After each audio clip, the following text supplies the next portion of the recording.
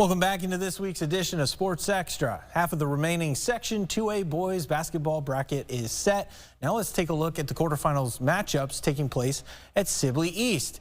Battle of the student sections, Madelia and Gibbon, Fairfax, Winthrop. Madelia with the flash, Caden Furschow with the oop from Bryce Borkenhagen.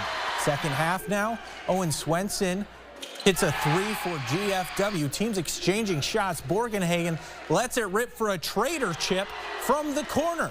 Madelia's offense heats up. Furschow to Tate Becker. Nice pass, nice finish. Furschow with more dishes. Borkenhagen wide open for a three. That's good. Firebirds will get three back. That's Eric Herrera on the score, but Madelia is in rhythm. Furschow with the dart to Dalton Tatro. It's Madelia marching on to the section semifinals with a 76-69 victory.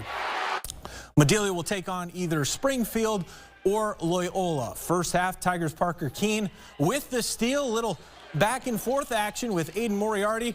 Keene scores. At the other end, Christian Barker. The reverse layup is good. He's so good down there in the paint.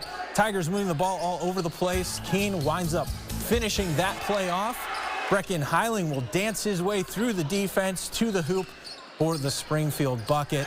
And the Tigers continue to find the open man.